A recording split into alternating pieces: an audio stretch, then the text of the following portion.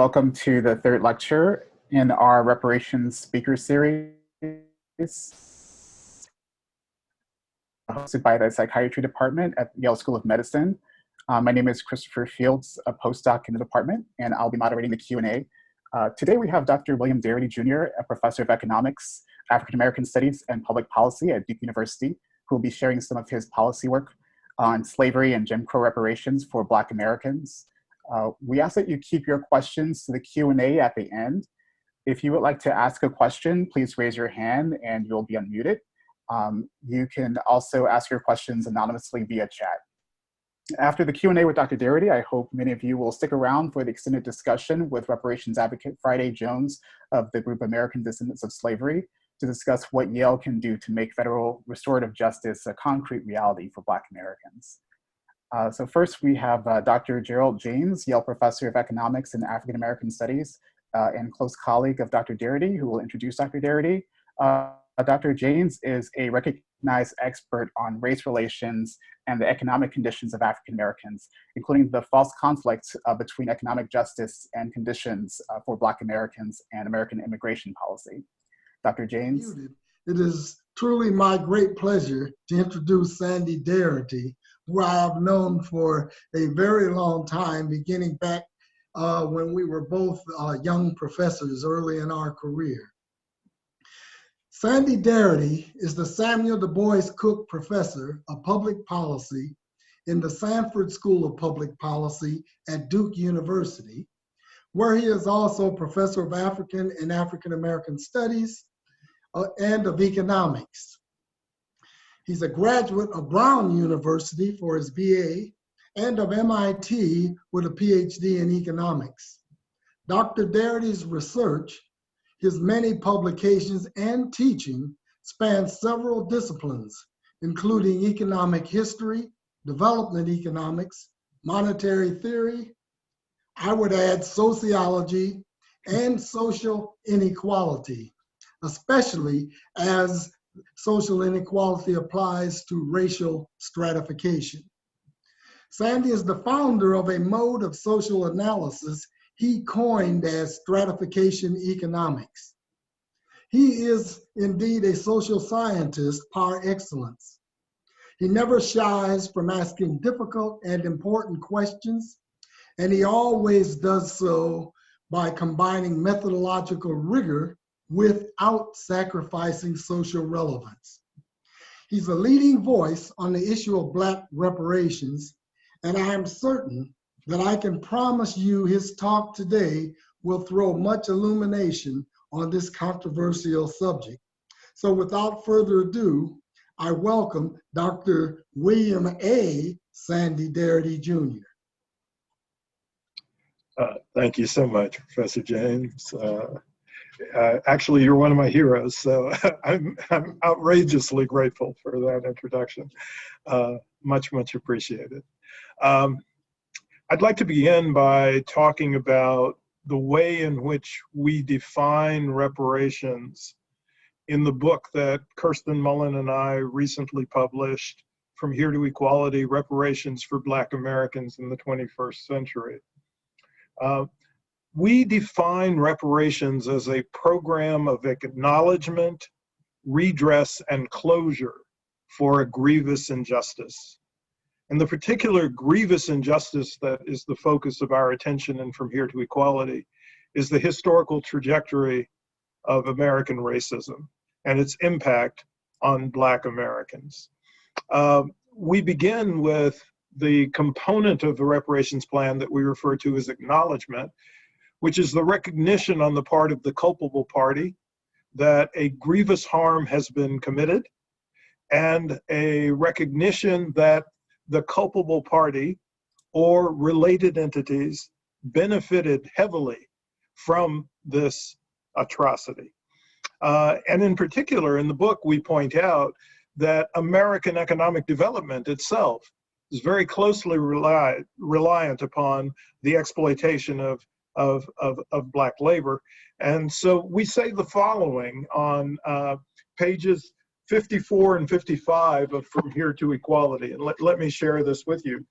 say all those who subsequently migrated to the United States have moved to a country whose contemporary promise of opportunity is anchored in its history of exploitation of Black lives.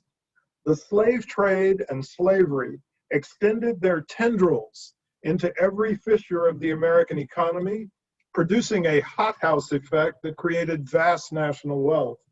America's economic success was built by the unrelenting enslavement of Black people. One can hypothesize a counterfactual chain of events where American economic growth took place without slavery. But this is the actual way in which it all began. And so this is the starting point for much of our analysis.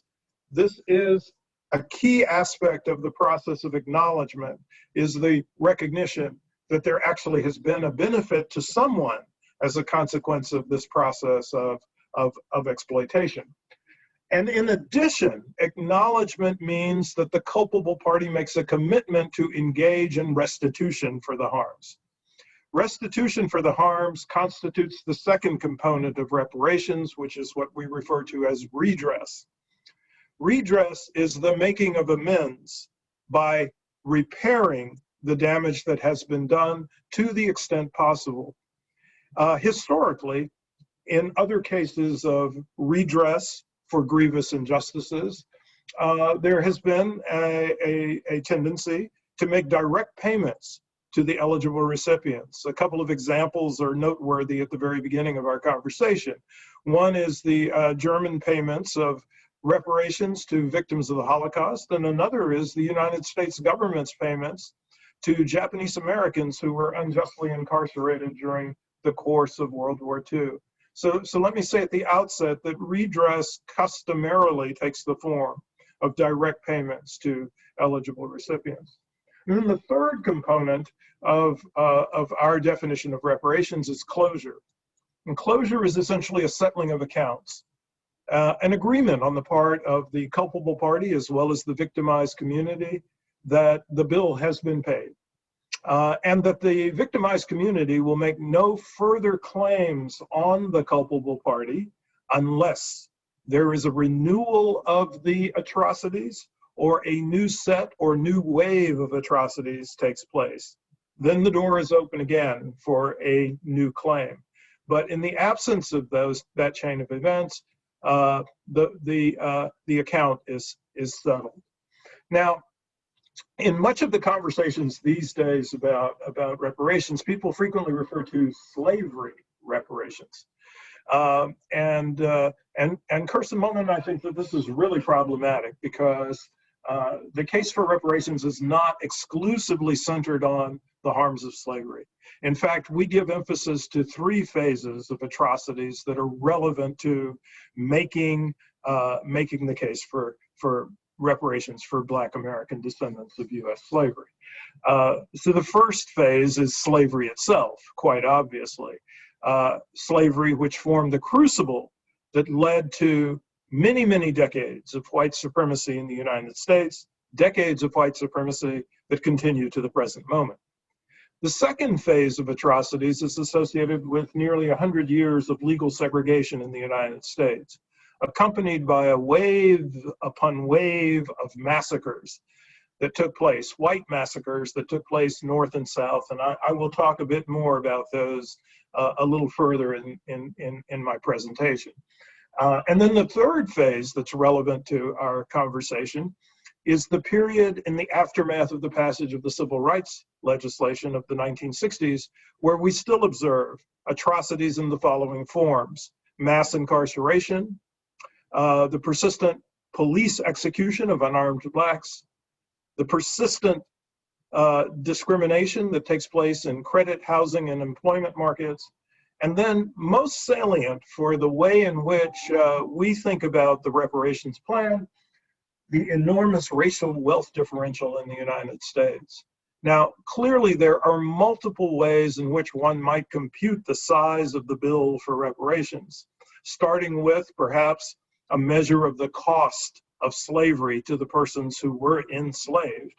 followed next by perhaps a calculation of the restitution that was promised to the formerly enslaved but never delivered, what might be the present value of that restitution.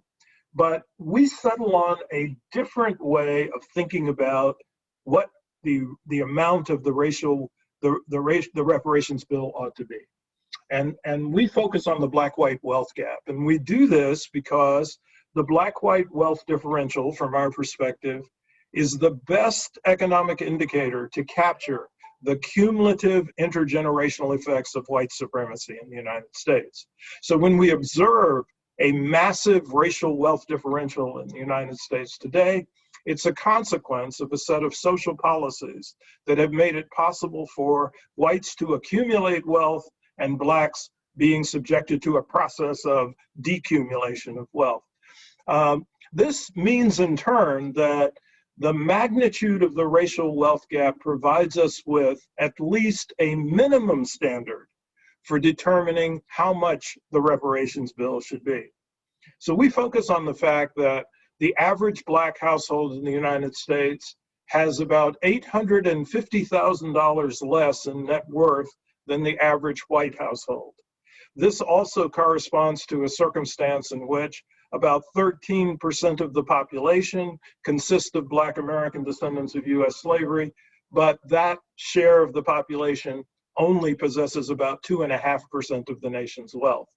And so one of the objectives that we think should be central to a reparations plan is to generate a sufficient amount of funds to eliminate that gulf, to bring instead the black share of population and the black share of wealth into consistency with one another. This would require an expenditure somewhere in the vicinity of $10 to $12 trillion. Now, we argue that this is a critical component of what must be accomplished by a reparations plan. And we argue that this is in large measure because the racial wealth disparity in the United States is, as I mentioned a moment ago, a consequence of active and passive social policies that have been pursued by the United States government. Let's begin with the immediate aftermath of the Civil War, where the formerly enslaved were promised 40-acre land grants. About 40,000 formerly enslaved individuals were settled on 400,000 acres of land. This is 400,000 acres out of the 5.3 million acres that were designated in Sherman's Special Order Number 15, which was the first initiative to fully activate the 40-acre scheme. Those 400,000 acres were restored to the slaveholders as President Andrew Johnson proceeded to reverse the potential gains and advantages associated with the outcome of the Civil War. Those gains and advantages were supposed to provide full citizenship for the formerly enslaved, but that didn't happen. And even the 400,000 acres of land out of 5.3 million was restored to the former slaveholders. And I would add that if we were to extrapolate the application of the 40-acre land grant rule to all of the formerly enslaved, we would have a total amount of land that should have been allocated approaching 40 million acres at least, 40 million acres. Now, interestingly enough, at the same time that the formerly enslaved were being denied this land allocation, white Americans, approximately 1.5 million white families, were enabled to settle on Western territories on 160-acre tracts of land under the terms of the Homestead Act. The Homestead Act was in operation for approximately 70 years after its passage in 1862. And it's estimated today by researchers like Trina Shanks-Williams that approximately 45 million living white Americans are beneficiaries of the allocations of land under the Homestead Acts. What's critical is that those allocations of land were largely, exclusively privileged to white Americans, while Black Americans who emerged from slavery received absolutely nothing. Now, this rupture between black and white wealth intensified with upwards of 100 white massacres that were conducted from the end of the Civil War into the 1940s, where blacks were murdered, their property was destroyed, and frequently their property was actually seized and appropriated by the white terrorists. So, in effect, what black people owned became something that was owned by whites. And so there was a direct appropriation of the possessions of black Americans that could have contributed to some increase or some significant gain in their own wealth position.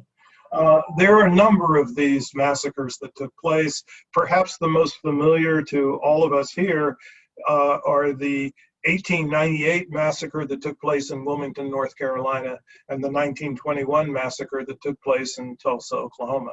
But as I said, there were upwards of 100 of these, and in the year 1919, known as the Red Summer of 1919, there were close to 30 of these massacres that took place both north and south and east and west. These are massacres that took place in locations as far-flung as Omaha, Nebraska, Chicago, Illinois, Washington, D.C., Corbin, Kentucky, and Elaine, Arkansas. And that's just to name a few.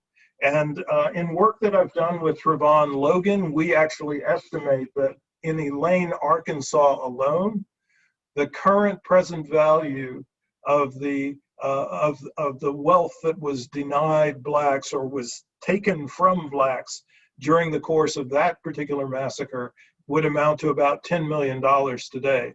And that's $10 million from a very small town in Arkansas. In addition, as I said, the massacres involved massive loss of black lives. Robert Smalls, the black South Carolina congressman, I believe possibly the last black congressman in the 19th century, Robert Smalls estimated that the violent response to Reconstruction resulted in the murders of 53,000 black Americans between 1865 and 1895. Conservative estimates of the number of individuals who were killed along the lynching trail in the earliest part of the 20th century comes to about 4,000 persons. And it's noteworthy also that along the lynching trail, one of the significant dimensions of those murders was, again, appropriation of the property that was held by the persons who were killed. In the 20th century, an emphasis shifts away from the importance of land itself as the major source of wealth to residential property. Home ownership becomes a core dimension of wealth accumulation in the 20th century. Now, I want to emphasize that is wealth accumulation for individuals who are in the middle of the income and in the middle of the wealth distribution. Once you get into the upper 25% of the wealth distribution, it's notable that the share of wealth that's associated with home equity, home ownership drops significantly and shifts much more significantly towards business ownership, towards financial assets, and towards property ownership for non-residential purposes. But in the 20th century, the major way in which the US government promoted access to the middle class was through subsidizing home ownership. Now, what happened there? Well, the subsidies for home ownership clearly went disproportionately to whites, to the disadvantage of blacks, once again. And we can think about a number of policies that were in place that made that a reality. We can start with the presence of restrictive covenants. We can move into redlining.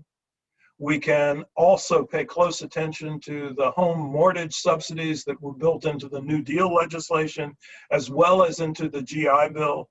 And all of these subsidies were discriminatorily applied in such a way that the benefits went overwhelmingly to white Americans, enhancing their capacity to accumulate additional wealth. A final set of policies that I'll make mention of that have affected the wealth differential in the United States and affected it adversely for Black Americans are the tax policies that have been applied, particularly tax policies like the mortgage interest deduction. So to the extent that public policy created the Black-white wealth differential, then I would argue that we have to turn to public policy to transform the American economy and the American society in such a way as in which we eliminate the gap. And the objective would be to raise the Black asset position to a sufficiently high level that we would erase the pre-tax Black-white wealth gap.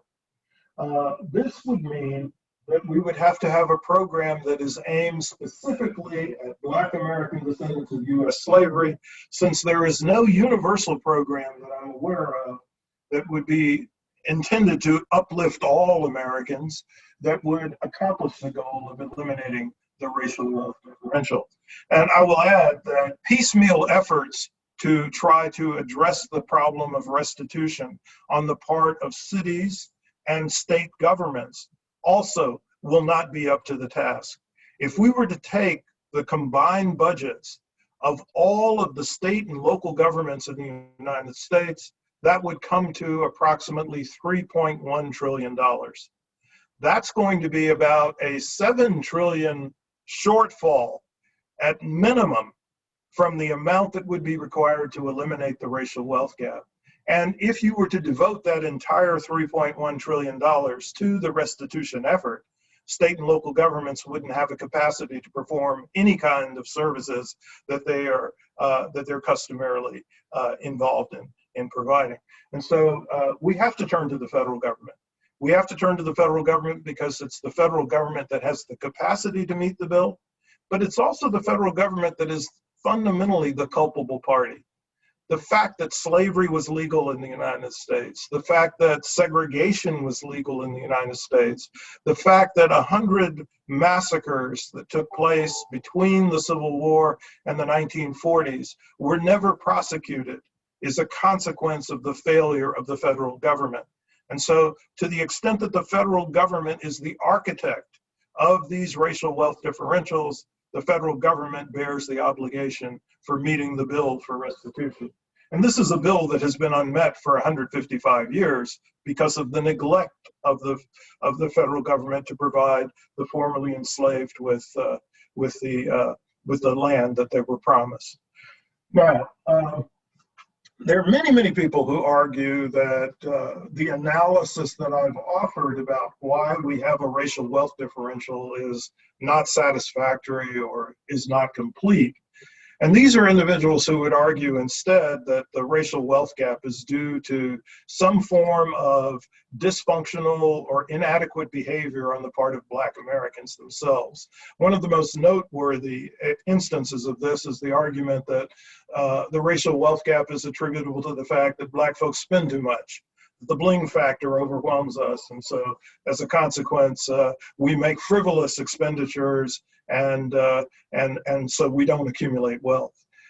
But the interesting thing about this argument is if we look carefully at the data that we have available about expenditure patterns in the United States, the historical record indicates that once you take into account family income, Black Americans tend to have a savings rate that is no different from that of white Americans.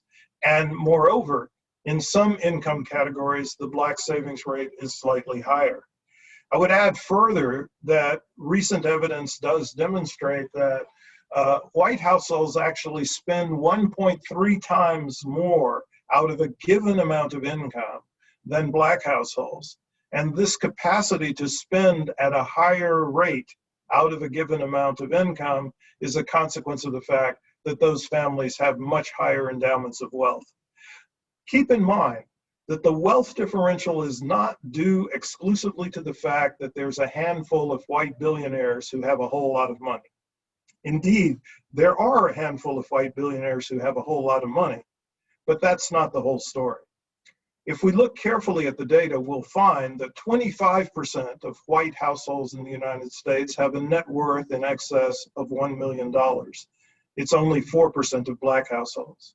And if we make comparisons at the other end of the distribution, among the poorest Americans, we find that there's still sharp differences between the wealth that's available to Black Americans and the wealth that's available to white Americans. So all poverty is not the same in the United States. For example, whites in the lowest 20% of the income distribution in the United States have the same level of median wealth, if not slightly higher, than all Black Americans taken collectively. Black Americans in the lowest 20% of the income distribution have a median net worth that approaches $0, while white Americans have a median net worth of about $15,000. But in addition, people make another set of arguments to try to explain the racial wealth differential that suggests that we could solve this if we just had more scholarships, if we had more subsidies for home purchases, if we could incentivize Black Americans to have more two-parent families, and if we could provide funds to promote small businesses. And I'm going to argue that these are all incorrect ideas. Let's start with the scholarships argument, or education as a solution to the racial wealth gap. More scholarships to support Black educational attainment certainly is a desirable thing, but it's not going to do much about the racial wealth gap. In fact, Black heads of household with a college degree have 2/3 of the net worth of white heads of household who never finished high school. Home ownership.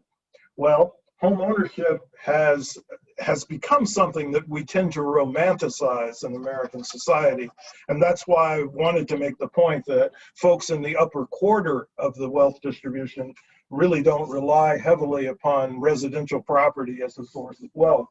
But it's also noteworthy that while the white home ownership rate exceeds 70% and the Black rate is below 50%, equalizing rates of home ownership, as long as discriminatory differences exist in home equity values, will do very little to close the racial wealth gap. And even if equity values in homes also were equalized between Black and white Americans, there only would be at maximum a 10% reduction in the $850,000 differential in Black and white wealth. What about family structure? Well, family structure differences don't explain the racial wealth gap either. The median Black household with 2 parents typically has about 1/2 of the wealth of the median single parent white family. And then there's small business development as the solution. But the racial difference in wealth associated with business ownership is vast, so much so that a focus on support for Black-owned small businesses will do little to reduce the Black-white wealth gap. Prior to the pandemic, all Black-owned businesses combined had annual retail sales less than half of Walmart's annual retail sales taken alone. Only 4% of those businesses had more than 1 employee. In the course of the pandemic, it is now estimated that at least 30% of Black-owned businesses have gone out of operation altogether. So infusions of multiple billions of dollars into these businesses certainly will help to stabilize and support them, but the magnitude of the difference in their size, scale, and operation with with white-owned enterprises is so large that this will have a marginal impact on the racial gap per household. So it's customary to think of education, home ownership, family structure, and business ownership as drivers of wealth. I would recommend reversing the relationship and instead thinking of prior wealth, particularly the wealth that is obtained from the support of parents and grandparents, as the drivers of education, home ownership, family structure, and business ownership. So let's reverse the causal relationship and think about this differently. This would mean that we must change the initial conditions of wealth holding among Black Americans if we want to alter these other outcomes in the desired direction. So reparations are essential for eliminating the most important indicator of unequal economic opportunity and security, the racial wealth gap. Let me conclude that people frequently talk about this notion that reparations is more than a check, or it must be more than a check, or a check is not enough. I would like to ask you to envision the social conditions in the United States if each American Black household had an increase in net worth of $850,000. I would like to ask you to think about how that would change their degree of economic security and the range of opportunities that they have to engage in things like business ownership, political participation, the provision of subsequent generations with some meaningful endowment of their own, and the opportunity to pursue the dreams that people long have imagined but have been denied. And so I would argue that that black life in the United States has been historically devalued from the time of slavery to the present moment. The devaluation under slavery is reflected in the amounts of money for which black lives were insured, in contrast with white lives. And in the contemporary moment, police executions of blacks at 3 times the rate of whites is another indicator of the relative discount that's placed on Black lives. I would argue that a reparations project provides us with the basis for engaging in the process of revaluing Black lives, and also for providing Black Americans with the material basis for full citizenship in the United States.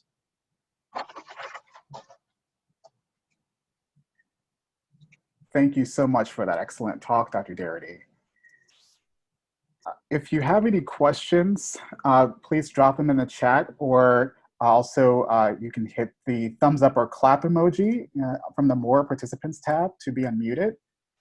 So while we're waiting, I would like to go ahead and ask, in your Roosevelt Institute report, you used the 9/11 compensation fund and the Sandy Hook funds as case studies for governmental evaluation of human life, which was less tied to victims and families' standing wealth status and more toward the incalculable value of life lost. However, you also make a point of reparations being used to eliminate the racial wealth gap, which you call the racial wealth gulf, as this is a gauge of systemic economic disenfranchisement of Black Americans. Moreover, you peg that suggested reparations distribution to the median and not the mean wealth level for white Americans. Would you mind expounding on how the government could resolve these two conflicting priorities? Do you see pegging financial distributions to the white median as a compromise between these two imperatives, or is pegging to the medians serving another function? So there is a proposal afoot that essentially pegs to the national median, the overall median, which is lower than the white median, which is a proposal that I helped develop, which is the baby bonds proposal. But that's a universal project. It's not a program that's specifically for Black Americans. There's an argument that can be made, as I've made myself, that because Black American wealth is so low, the baby bonds project would have a disproportionate effect or a disproportionate benefit for Black Americans. But it would not accomplish the goal of eliminating the racial wealth gap. Even if we stayed with the white median as a target, because baby bonds targets the overall median for all Americans, it still is going to fall short of meeting the requirements to eliminate the gap at the white median, okay? But moreover, the baby bonds proposal is the provision of an endowment to newborn infants at birth that they can only access when they reach young adulthood. So you would have to wait at least 30 to 40 years before you began to see any kind of impact on the wealth differential at all as a consequence of enacting the baby bonds proposal.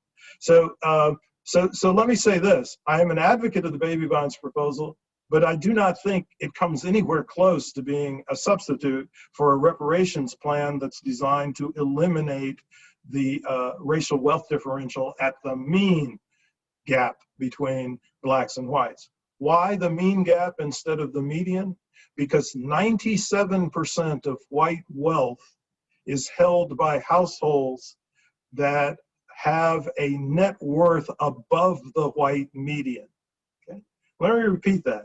97% of white wealth is held by households that have a net worth above the white median. So if you focused on the white median alone, you would be ignoring the vast majority of white-held wealth as a basis for your calculation of what's required to eliminate the racial wealth gap. I will add this. Black Americans are not responsible for the fact that white wealth is so unevenly distributed. Now, let me add, black wealth is quite unevenly distributed also. The bulk of wealth that's held by Black Americans, when we look internally, is held by the upper 25% of Black American households, and even more strongly, the upper 10% of all Black American households. But Black wealth is distributed over 2.5% of all of the nation's wealth, while white wealth is distributed over in excess of 90% of the nation's wealth. And so as a consequence, I think it's essential that we focus on the full distribution of wealth as our target for a reparations plan, rather than the more modest target of trying to close the gap at the median.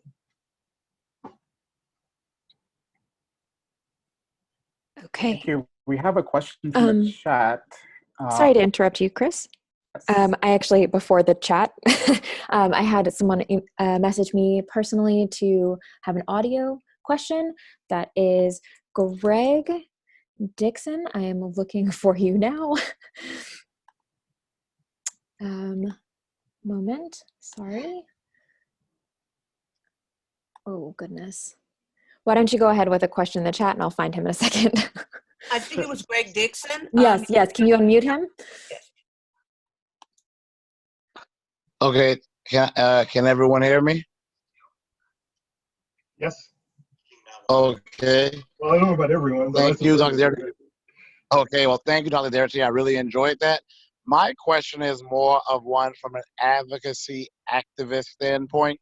It is, unfortunately, there is an issue when it comes to Black Americans where there is like a talented tenth or a think tank of Black Americans that actually have access to media outlets, and they supposedly speak for us, but that is not true. A lot of times those Black Americans are usually from those top 25% of families, and Black Americans that actually are in dire need of the racial wealth gap being closed the most, which is the majority of us, we are completely locked out of the media network. So we have avenues like this, but my question is, I know this may not be your field, but I would just like your opinion. How do we, Black Americans, who are largely wealthless, very little resources, how do we advocate and continue to push for the paying of this debt that we are owed, when you have these Black Americans who are cherry-picked by the media to quote-unquote speak for us? They never mention reparations because it's probably going to upset their bosses, and hence they almost squelch the flames of reparations by not advocating for us. So how do we, those of us without resources, those of us who have to work maybe 1, 2, or 3 jobs, how can we advocate for reparations at the national level, not local, but national level, when we largely don't have any major platforms? Yeah, I'm not sure. My more optimistic read on the current situation is that people are finding very innovative ways to lift the voices of folks who traditionally have not been heard, particularly in the context of a world in which social media gives us comparatively low-cost access to platforms that can be shared very widely. So I'm just hoping that people will continue to be creative in the social media arena, and in trying to build opportunities for more and more Black voices to actually be heard. But in the context of trying to influence congressional action, this will require a movement that will go beyond Black Americans, although I think it's vital that we minimize the amount of opposition to reparations that exists in the Black community itself. But to make this happen at the congressional level will require a majority of all Americans to be supportive of reparations. And so we'll have to build a movement that will include folks outside of the Black community, and it must include some folks who are comparatively more affluent than others outside of the Black community. So we'll have to be careful about identifying who the allies are, but we will need allies in this process. And so I mean, my thinking is you build a movement to have reparations for Black American descendants of U.S. slavery in the way in which you build any movement, which is to bring people into the fold, to persuade them of the rightness of your cause, and to encourage them to become supporters. We need a coalition to lobby and petition Congress for a true reparations plan. Thank you. Okay, I have a question that was asked here privately to me. Sorry, just a moment. How do you account for mixed persons? What if ADOS cannot track lineage? Okay, so this is one of these logistical questions that people always throw out. And I don't want to be dismissive, but the criteria that Kirsten Mullen and I advanced in From Here to Equality for eligibility has nothing to do with fractions of Blackness, nothing to do with the DNA test, nothing to do with phenotype considerations. We have two criteria. The first is what we refer to as a lineage standard. So an individual would have to demonstrate that they have at least one ancestor who was enslaved in the United States. So that means enslavement that took place after the formation of the Republic in 1776. And then the second criteria is an identity standard. So for at least 12 years before the enactment of a reparations plan or enactment of a study commission for reparations, whichever comes first, an individual would have to demonstrate that they self-identified as Black, Negro, African American, or Afro-American. So there would be a self-classification component coupled with the ancestral component as the basis for determining whether or not you are eligible for reparations. So it doesn't matter if you're mixed parentage, as long as you have at least one ancestor who was enslaved in the United States, and as long as you self-identify as Black, and that's it. What about the difficulty in people establishing their genealogy? Well, we have an incredible array of Black genealogists now who are extremely adept at assisting people in identifying whether or not they have an enslaved ancestor. And the likelihood is they do, because 90% of Black Americans are descendants of U.S. slavery. But these genealogists, we think, should be put to work through the federal government that should provide an agency for individuals who are seeking to establish their claims. And free of cost, these genealogists would be hired to assist people in establishing the fact that they might have an ancestor who was enslaved in the U.S. So we have a question that's around Black immigrants post-1965 who've also experienced discrimination and anti-Blackness. Do they have a claim, part of a claim for reparations as well? And if so, how would they figure into federal reparations? They would not have a claim that's based upon this particular case. Perhaps there's a separate claim that they could develop or design, but it's not part of this claim. This claim is specifically for the individuals who are descendants of the persons who were denied the 40 acres of restitution at the end of the Civil War. I would add that I think that more recent Black immigrants to the United States probably do have a claim, but not necessarily on the United States government. They would have a claim on the countries that enslaved and colonized their countries of origin. And so for illustrative purposes, if individuals are from Haiti, it would be a claim that would have to be made on the French government. And the perverse thing about that situation is that Haiti was made to pay reparations to France, which is absolutely outrageous. And the money needs to flow in the opposite direction with interest. But I think that there's not this is not the same case as the case that somebody who is a more recent Black immigrant to the United States might make. And in my less polite moments, I think that I have to say that there's something a bit paradoxical about voluntarily migrating to a racist country and then expecting to get restitution for its racism. It's completely different from the population that's a product of forced migration to this part of the world.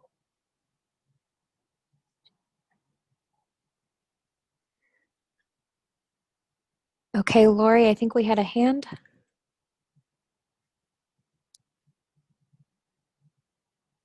That would be Dr. Lisa Brown. Unmute. Go ahead, ma'am. Is this Dr. Lisa Brown, the reparations? I believe her question was asked via the chat. I have it here. Okay. Sorry, civic engagement. Oh, nope. I apologize.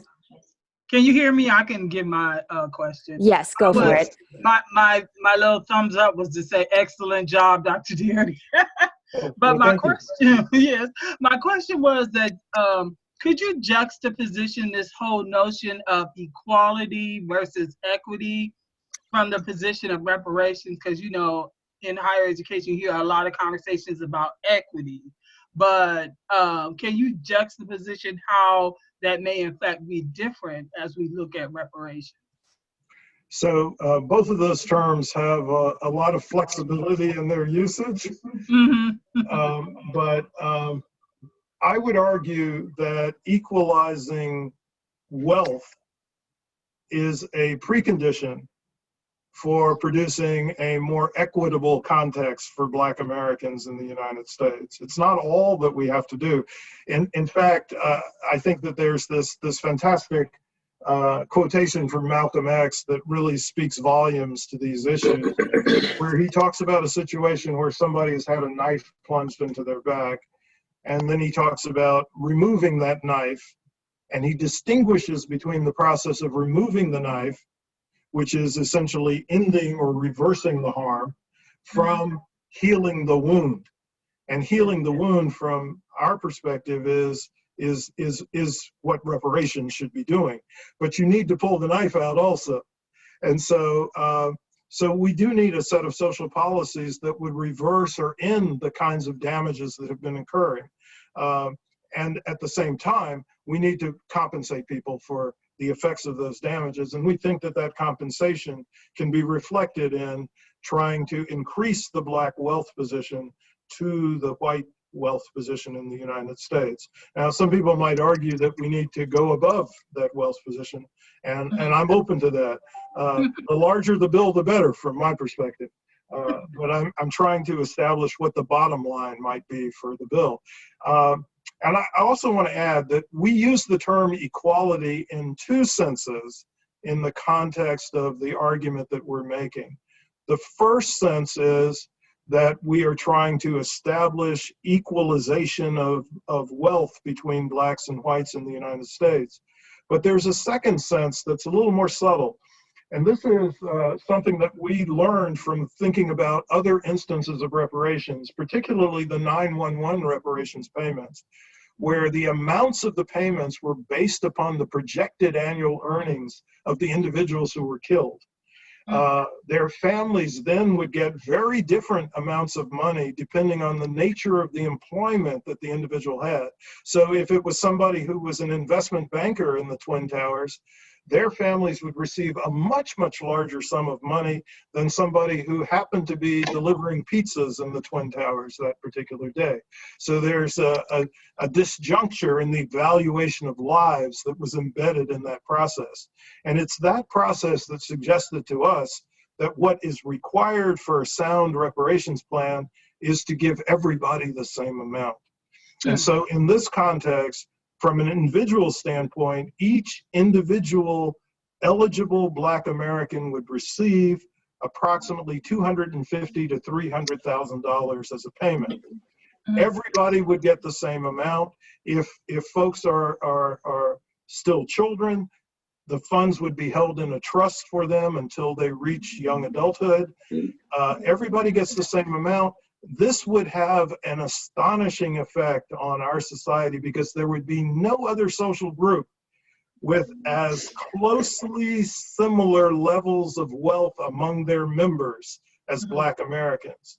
And it would give us all a vast amount of opportunity to do things collaboratively with our resources that we cannot do in the present moment.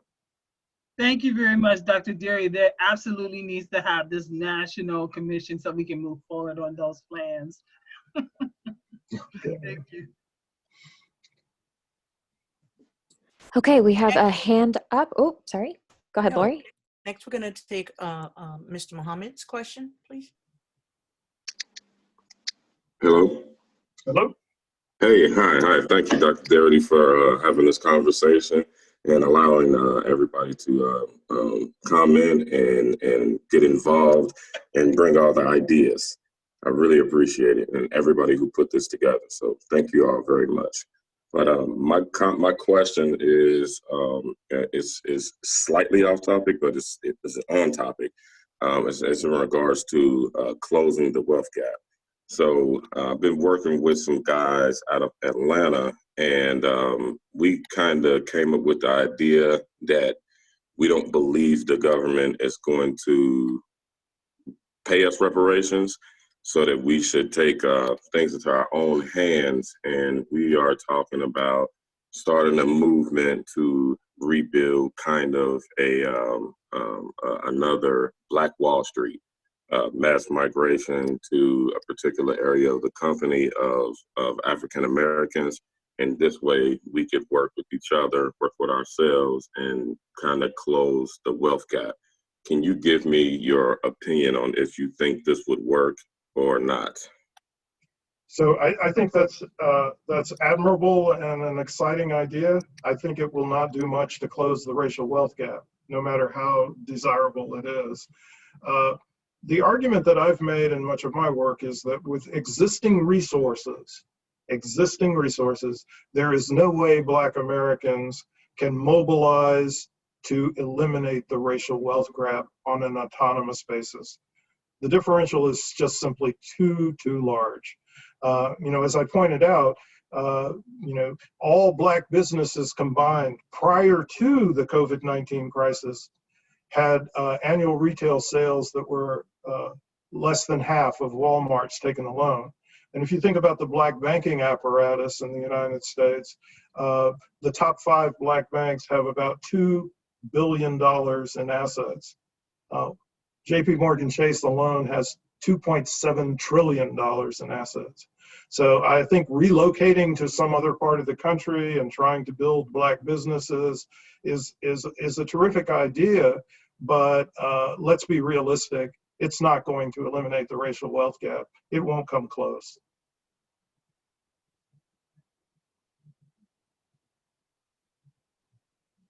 Okay, we have quite a few questions in the chat here. So this is a 2-part question. Should debt erasure, home, car, business, student loans, etc., be a part of an ADOS reparations package so each ADOS can start with a clean slate? And also, I believe the second part of that question was if free education should be included. So I'm actually an advocate of an economic bill of rights for the 21st century, which is a set of initiatives that would be for all Americans, that would include many of the conditions that have been described here.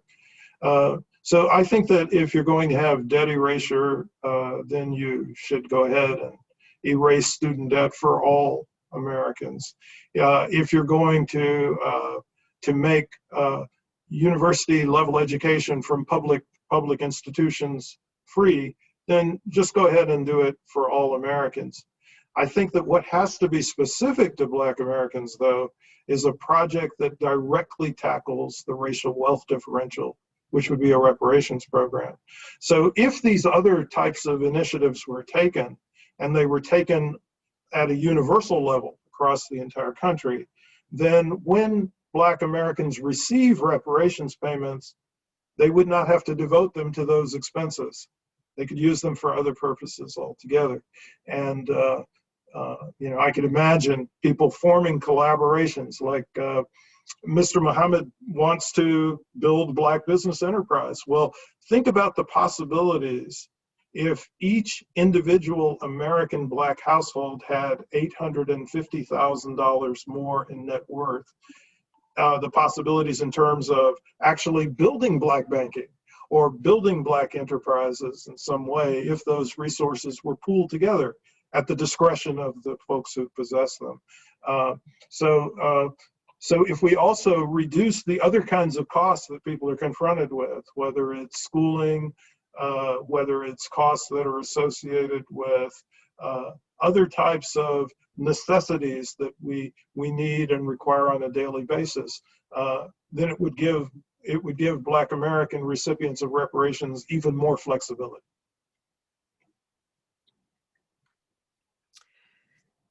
So we have about 15 more minutes with Dr. Darity. We will be hosting an extended Q&A, and we hope that many of the questions that we aren't able to get to will be answered during that time. So feel free to stick around, and that will be hosted by Friday Jones. Chris, are you going to ask the next question? Yes, we have a question here about HR 40 and what your thoughts on HR 40 and how you think it could be made to be a more useful bill in making reparations a concrete reality. Is HR 40 something that we should all be?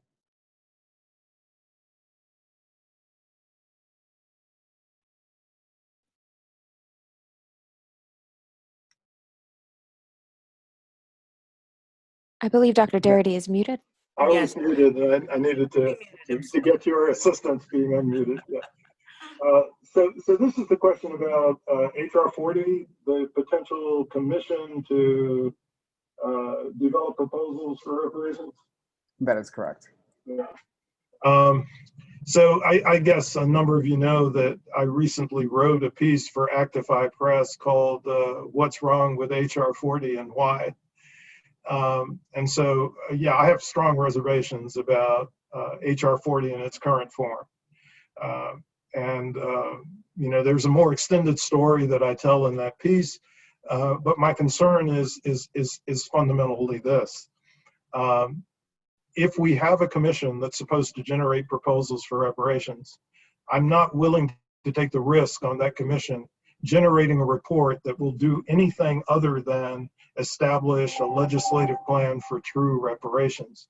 And I'm afraid that the open-ended character of the existing plan for a study commission leaves the possibility wide open for the whole process to go off the rails. Keep in mind that there are three central attributes of a reparations plan that I think are vital. The first is that eligibility has to be established in a precise way to make it clear that the recipients are going to be Black American descendants of U.S. slavery. And the second condition is that the amount of the fund must be adequate to eliminate the racial wealth gap. So again, at least $10 to $12 trillion. And then the third feature must be that the primary purpose of the fund must be allocation of the resources to all of the eligible recipients in the form of direct payments. Now, this could be cash payments. It could also be Some component of it could be a trust account or some other type of endowment. But it's essential from my standpoint that discretion over the use of the funds be in the hands of the eligible recipients themselves.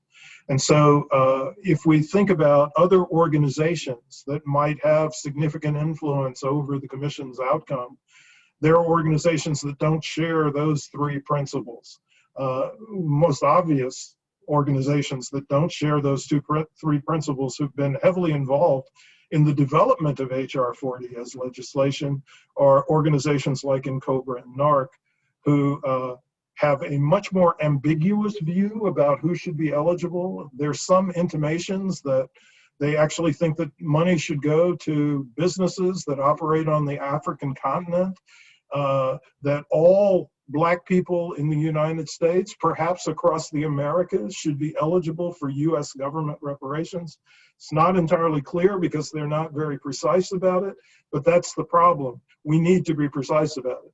The second thing is they don't have any commitment to the specifics of erasing or eliminating the racial wealth differential. And third, they do not have a commitment to the provision of funds for eligible recipients. In fact, in NARC's 10-point plan, they actually propose that, that something they call a National Reparations Trust Authority be formed that would be responsible for administration of the reparations monies. They don't tell us exactly who would be on that commission or how they would be selected, but I think we can eliminate that host of problems altogether if we make direct payments to eligible recipients.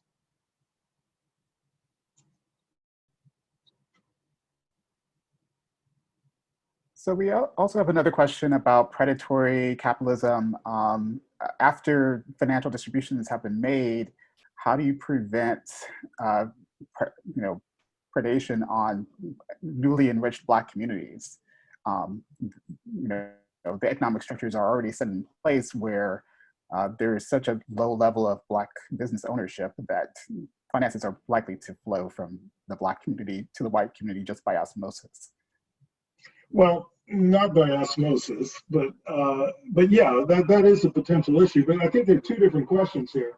I think one question is about people being defrauded of their resources, and the second question is the issue of whether or not money would go back to white Americans because there's no significant Black business infrastructure. Okay, I think those are two different questions. So let me take the fraud question first.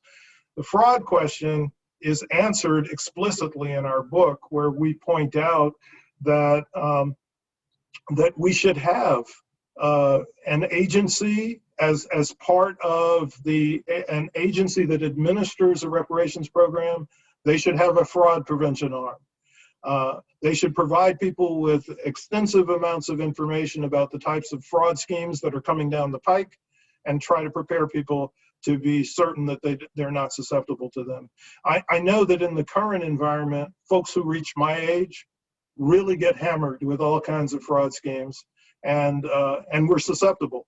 But it would be helpful to us if there was some organization or agency that we had that had our ear, that could give us information about what some of these fraud schemes would look like. Whether it's a Nigerian prince who says that he's trapped in London, or whatever.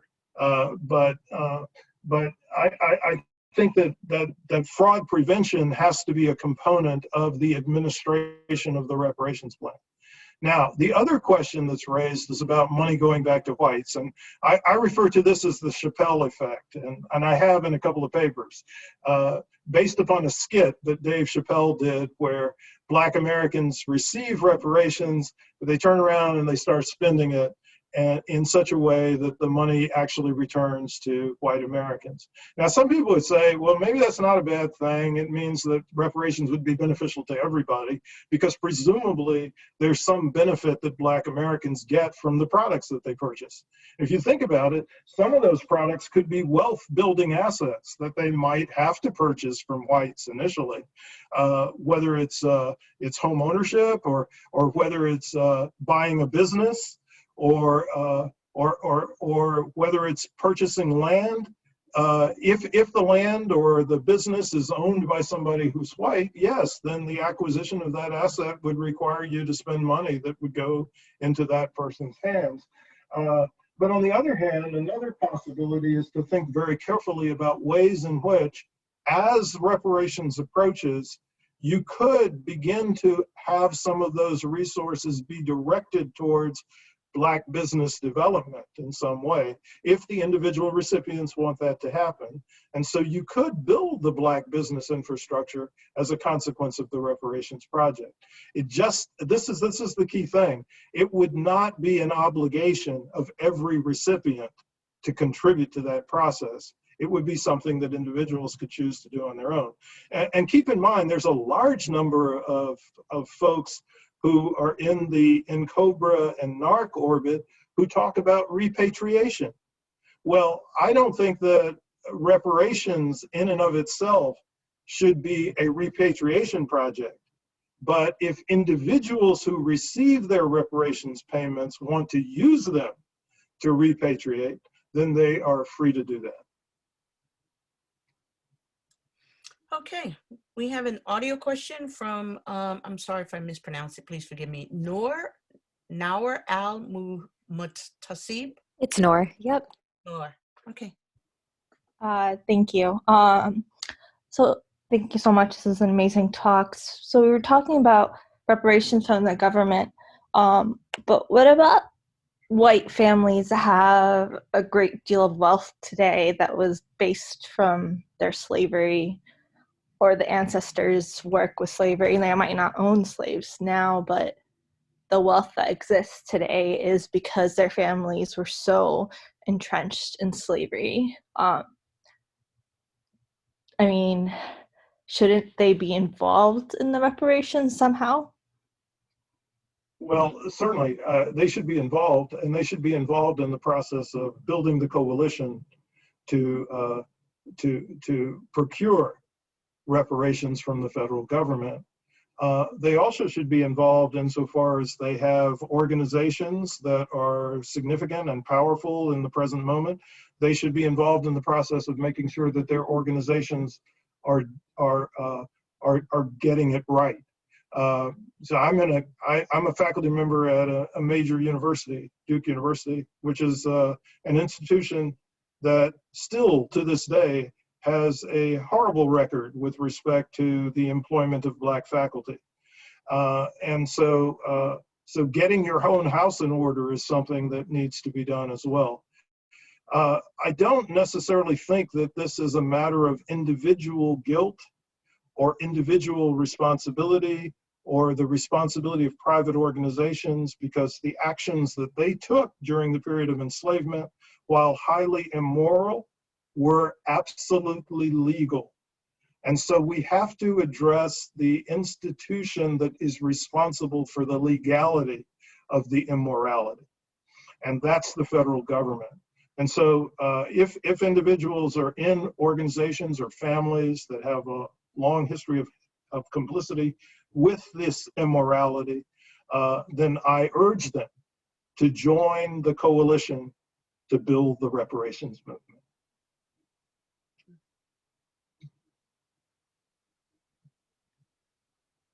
So before we move on to the extended discussion with Friday Jones, I would like to ask a final question.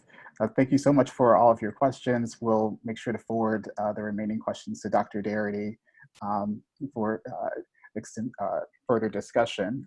But my question was, extending on that, what can Yale do? What should Yale be doing to make federal reparations a reality? Well, you know, when Kirsten Mullen and I first started the process of thinking about the question of how a social movement might come about to support the reparations effort, we thought mistakenly that colleges and universities would be the leading edge, particularly those colleges and universities that had strong connections either to slavery and the slave trade or to the lost cause. And I think Yale's connections are very, very strong to the lost cause. I mean, you have Calhoun Hall, or you did. And that's the did is an important point, because that seems to be the most that most colleges and universities have done, is to rename buildings or to take down statues that memorialize individuals who were involved in the slave trade or in the lost cause. I think that these gestures are important, but they're not as significant as contributing to a social movement to bring about congressional legislation that would bring us reparations for Black American descendants of US slavery. And there institutions like Yale can do that. They can participate, they can put their influence, they can put their resources behind such a movement. And so could my alma mater, Brown University, which was the first to produce a report on the historic relationship between slavery and that institution's evolution and development. I thought Brown would take the front after producing that report, but no, that wasn't the case. In fact, the organization that has been the most active in trying to push forward the case for reparations is actually the US Conference of Mayors. There's a little bit of a problem there because their focus has been too heavily on HR 40, but they have said that they are committed to reparations for Black Americans, and that's a very significant move. Now the question is, what resources are they going to put into the effort to make that happen? Who is going to put the resources forward to provide us with the lobbyists that need to descend upon Congress to promote the case for Black reparations? Who is going to put pressure on the political parties in the United States to support the case for Black reparations? That remains to be seen. But institutions like Yale University can do that. Then the other thing Yale needs to do is get its own house in order, just like Duke University needs to get its own house in order, just like Brown University needs to get its own house in order. None of these institutions have fully dealt with the fact that they have large vestiges of segregation that persist on their own campuses. And it's segregation that's not blatantly visible to people, but it's definitely there.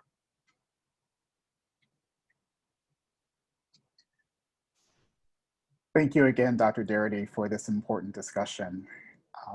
So we'll move on to the next segment of our conversation.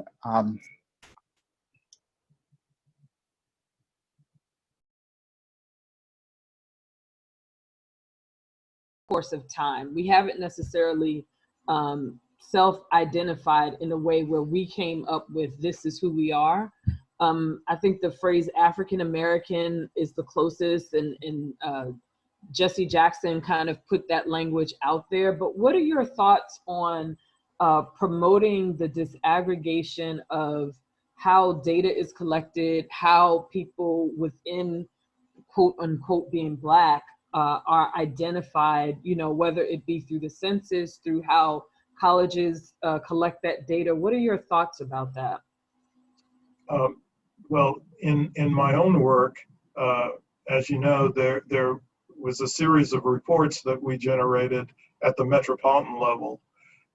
We referred to them as the Color of Wealth reports, and one of them was done for Los Angeles, called The Color of Wealth in Los Angeles.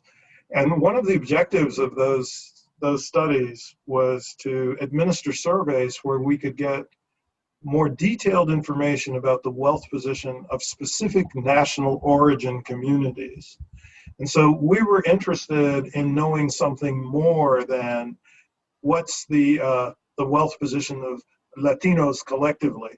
We wanted to know something about how Latino wealth varied by national origin. So is the wealth position of Cubans different from the wealth position of Puerto Ricans? Is it different from the wealth position of Dominicans? Is it different from that of Mexican Americans, and so on? And we also attempted to do the same thing with the Black American population by making a distinction between individuals who could be identified as more recent immigrants and persons who had a longer history of being present in the United States that was potentially linked to the history of enslavement.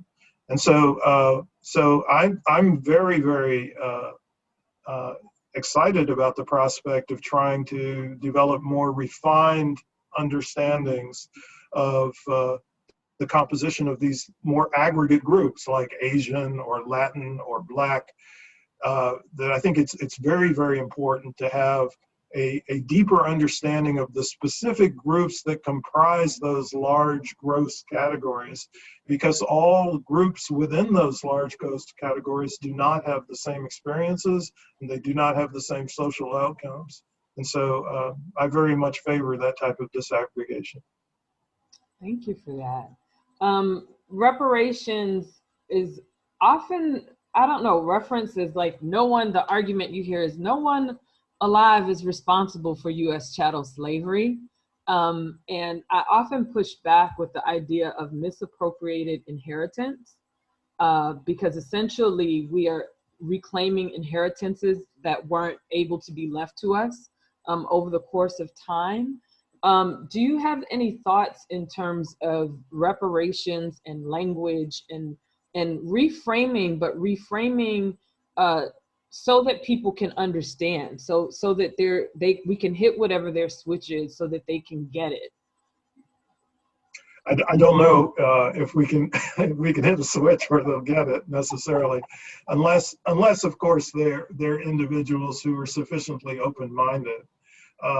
But I do think that it's important to recognize that the argument is not that there are people who are living who have been enslaved, or that there are people who are living who are slave owners.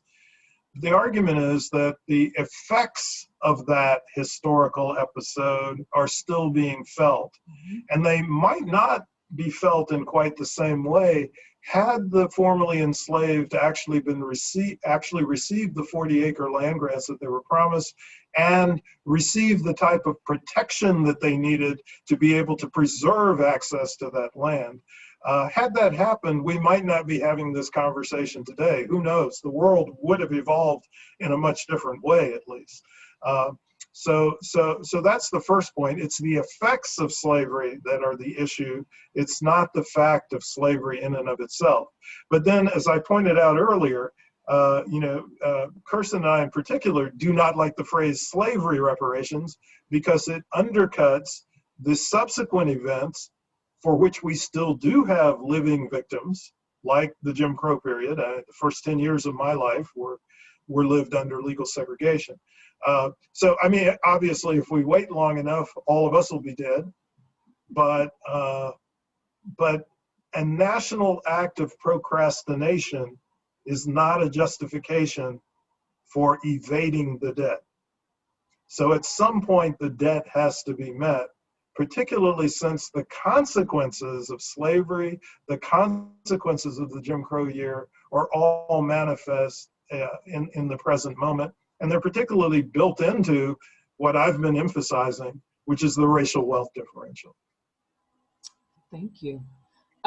Redress, the inside story of successful campaign for the Japanese American reparations, written by John Tateshi, is the book where he speaks about the Nisei generation and the Sansei generation, and an oversimplification would be the Ninsei were the parents that endured the Japanese internment during World War II, and Sansei would be the children who fought and kind of grew up during the civil rights era.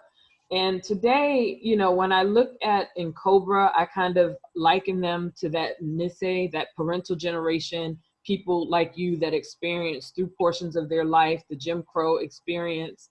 They may have been, living through segregation here in the United States. And then the ADOS generation, the American Descendants of Slavery generation, would be those born post the civil rights America, born into the 70s and the 80s, who are now coming, well into adulthood. What do you think legislatively we should learn from the success of Tateshi, in terms of the Japanese experience? And what do you think in Cobra can learn from ADOS? Because it was the children of the Japanese who really pushed for the legislation. And I feel like ADOS has really that role? Yeah. The Sansei were the second generation born in the United States. And John Tateshi himself was one of the Sansei generation, one of the older members of that generation. But it is that generation that began to learn about the incarceration of their parents and grandparents when they went to college, mostly. Most of them had never heard anything about it because their parents had silenced themselves out of the trauma of the situation. And so it's that third generation, second generation since immigration that was the one that really took on the task of pursuing reparations. I think it's interesting if you want to make a generational analogy here with the Black community. So it would be your generation, the generation that succeeds mine, that would be most likely to be most active in pursuing reparations on that basis. It would be very similar. I think, to a large extent, many people in my generation have some sense of embarrassment about the idea of demanding reparations from the federal government, but not all. And so don't discount all of us old folk. But yeah, I think clearly the leadership role has to be taken by a generation that's younger than ours. We're on our way out, and you all are on the way in. Oh my goodness. Hopefully not too soon. I still have a 92-year-old grandmother, so I'm trying to outstanding last days, these final days with her.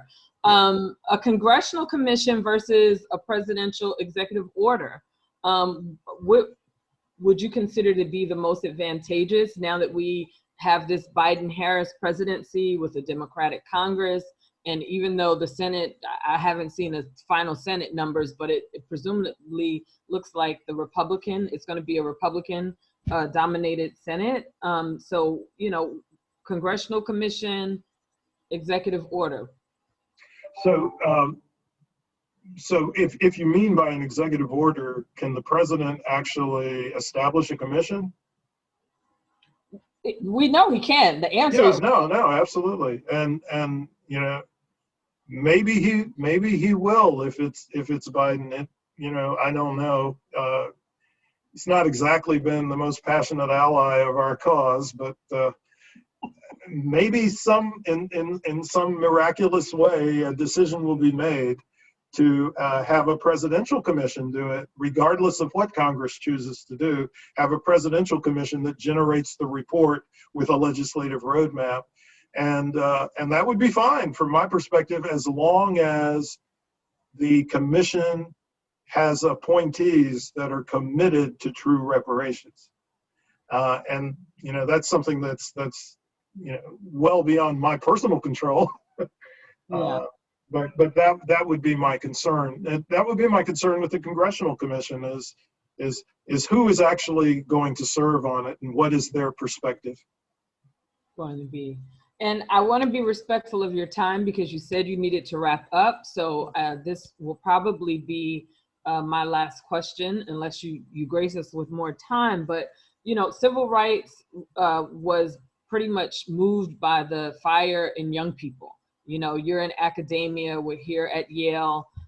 There is a talk of a joint commission with Dr. Cosby down at Simmons College in Kentucky, and Yale and Simmons College kind of working together to undergird what might be potential legislation by forming their own college level intercollegiate commission. What would you like to see come of something like that? And do you think, you sort of spoke to it a little bit earlier, do you think other universities can really sort of step up in this way? And then in closing, what advice would you give to young people who are still in college, but who may want to be moved to act and to advocate in this reparation space? So, yeah, I mean, if Simmons and Yale formed the baseline coalition, I'm certain that other colleges and universities could be induced to join that coalition. And it would be up to the students in particular to pressure them to join that coalition and to do the right thing. And I personally, I would be thrilled if that happened. Awesome. And any final words for the young people? No? Beyond just stepping in and leaning in where they can? Well, you know, again, not only make your best effort to try to support the reparations effort, but also make sure that the institutions where you are located correct the damages that they've been engaged in themselves. I like that. Start with accountability. Sir, it's always a pleasure. I enjoy you so much, Dr. Darity. I feel like I learn something new every time. So thank you for this extra time with us today. I appreciate it. Thanks. I'm so glad to have had the chance to be with y'all. Take care, Fred. Christopher? Thank you. If there are any questions for Friday, I know Friday you were interested in perhaps discussing more about this proposed Yale Commission and what function it may possibly serve. Well, initially, you know, when we had the discussion, the offline discussion, the idea, you know, really was about sort of jump-starting HR 40. And I almost hate to say that out loud. I feel like AB 3121 was born out of a necessity to jumpstart HR 40 and to build an Overton moment, you know, to create the moment for more people to sort of get into this dialogue and for more people to actually change their opinion or form an opinion to be pro-reparations for Black American descendants of U.S. chattel slavery. And that was sort of the premise. That was the idea. And I think, you know, Yale's history is a rich history, and juxtaposing Yale's history, you know, to Simmons College history, I think is a nice way for people to sort of see. It's almost like the question that was asked earlier, you know, the families who were involved in the slave trade. You know, Spencer, who's a alt-right national person, you know, his family's money came out of the slave trade and the cotton business. And I think that, you know, I don't know what his uniting with, you know, Black Americans would look like, because it's totally against his ideology. But I think when you have the examples, let's say, of the institutions who come from two different beginnings, putting together, you know, their best and their brightest, I do think that that speaks well for the reparations movement growing in a healthy way, and also growing in a digestible way. For the average American to start to have the conversation. You know, people read. And that was, I think, the original thought. That was the original idea, if you will. So we do have some leftover questions for Dr. Darity that perhaps you might be interested in fielding. We'll see what I can do. I saw the one about the Nova Scotians in Canada, but they really were made members, I think, of the Queens. I forget how the story goes, but they are generally Jamaican, and Jamaica, thanks to CARICOM, has already asserted that any members that had left Jamaica would be entitled to reparations through CARICOM, and I think that that is excellent. But let's go with the questions, Chris. Let's see where this takes us.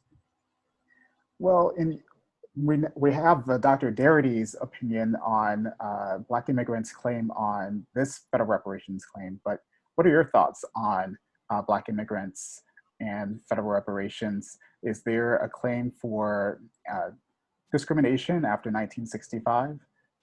I think, you know, there's the part of me that is conscious of sort of the 1960s being sort of a stopping point, if you will, for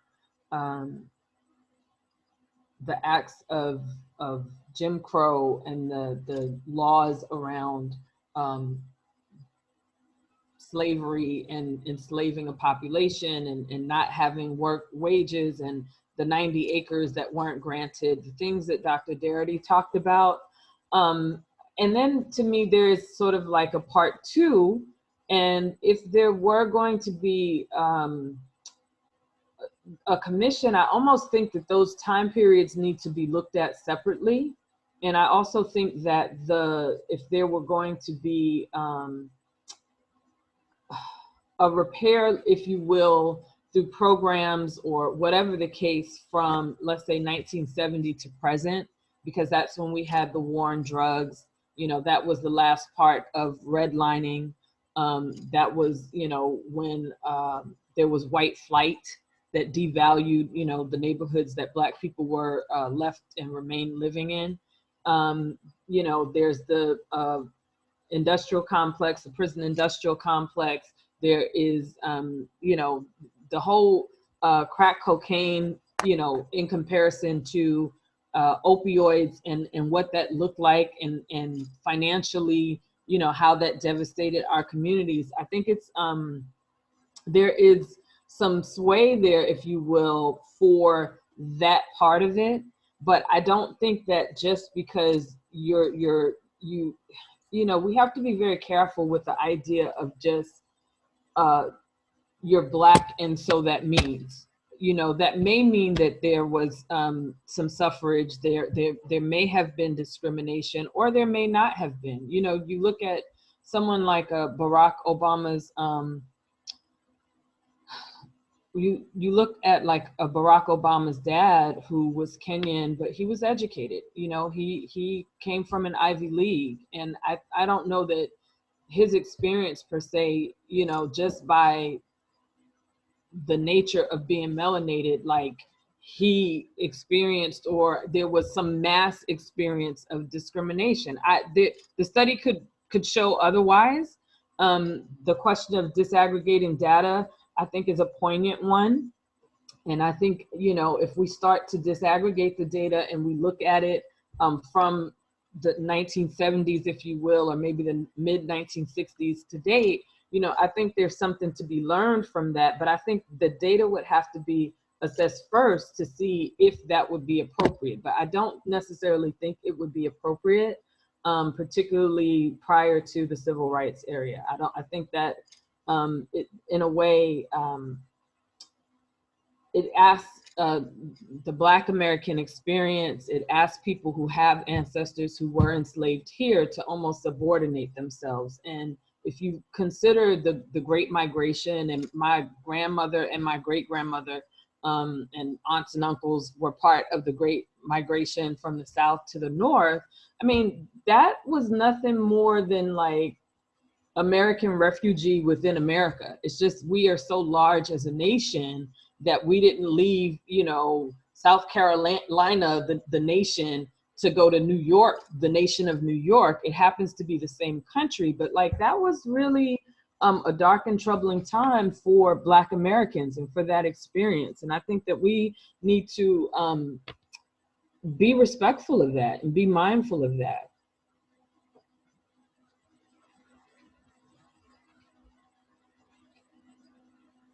All right, so I guess we'll pull a couple extra questions and then wrap up this conversation. I have some, if you would like me to go. I mean, part of these were like partially answered, but in the order of, is it actually unhelpful, for example, to create homeownership programs that provide free houses to Black families, or that this won't have an impact that is needed? Should we try to take these smaller steps, or will they reduce the likelihood of the bigger change that is needed? I think unhelpful is, I mean, that's a sort of simple word. You know, obviously the answer to that is no, it's not unhelpful. I think it's the question of context, but the idea even of asking, well, can we take smaller steps? I think we're at a point, particularly in our history, and because cameras are everywhere, you can see so much that was only talked about, I think, within the Black community for a time, because whether we like it or not, we still live in a fairly segregated country. It may not look like that because there's freedom of movement, but we largely live in segregated neighborhoods still to this day. And I think that the idea that, you know, if we do these programs, then we'll get there, it's 155 years later and we haven't gotten there. So I don't, to me, particularly, you know, I have 4 grandparents. I have only one grandparent that was not, you know, a descendant of US chattel slavery here. And I think it does a disservice to say, well, you have to continue to wait. It doesn't make sense. I think that there has been great, if you look at the platforms in the 2020 election, I think that there's enough specificity in particularly the Biden and Harris platform where other people are considered. And so I don't think it's appropriate for, you know, the program's route to just be. I have the tendency to say we should be able as a country to walk and chew gum at the same time. And that would sort of be my response to that question. Those things are helpful. I think it's important to do them. I think it's important to do social policy, but I also think it is more important, if I'm being just forthright with this audience, I think it's more important to have a reparations agenda as a priority in this nation. It has, Reconstruction was not done properly. And I think the nation suffers for it. And I think, you know, a lot of times, and Chris, you and I had this conversation, I think a lot of times, you know, we think of the people who were oppressed, but I think we have to understand that in terms of social conditioning and social engineering and behaviors that we say are acceptable and laws that we are willing to wrap around poor behaviors to excuse it. I think, you know, white people in America need to sort of digest. It is unhealthy to live in a racist society. It's unhealthy for you, even if you don't necessarily feel the effects of the wealth gap that Dr. Darity talked about. It's unhealthy for there to be oppressed people, but it's unhealthy to be an oppressor. And even if you don't sort of, and I don't want to oversimplify with black and white, because I think that, you know, to some degree, I think immigrants at times pay an assimilation tax, and they're willing to pay the assimilation tax of status quo in order to sort of just move on with whatever they came here for, whatever the American dream might represent, they will move with the status quo. And I think that those things are things that we have to think about. And we have to be willing to actually self-reflect and say, this is not healthy. It's not healthy as a society. The fact I opened up my commentary with the AMA, you know, saying that it's a significant health crisis. Racism, it destroys the society in a slow boil. And I think putting reparations in the same standing that you would put Medicare for all is the right thing to do. That will change the dynamic of this country in a major way. Apologize. So writing on that, for our last question, what are your thoughts on how elite institutions like Yale can push the public discourse, or powerful white institutions, people can push the public discourse of reparations away from being another form of welfare into this meaningful and necessary government program expenditure? Can we shorten the answer because we only have a few more minutes and then we have to wrap? Yeah, I think this is the way. I think that this is the way we do it. I think that engaging, I think the idea, you know, of a Yale and a Simmons College collaboration is the right way. I think that, you know, the journalists that are going to be born out of Yale, I hope there are some journalism students, you know, who are on the phone, who are taking this in, because I think this is where it's at. And I think that to the extent that, you know, Yale has a network, I'm pretty sure there are some folks there on Capitol Hill that come from the great institution of Yale University. I think it's important, you know, for faculty, and it's important for those people on Capitol Hill to see what's being done and saying, hey, you know, look at my alma mater. I want to be a part of that. So I think you're doing it. This is it. So I want to thank you, Friday Jones, and of course, Dr. Darity, and everyone for participating. We do have a final molecular psychiatry hosted reparations speaker series seminar by reparations advocate Yvette Carnell on Monday, December 14th, 3:45 p.m. I hope everyone will be able to join us then. All right, thank you again, everyone. Have a great evening. Thank you.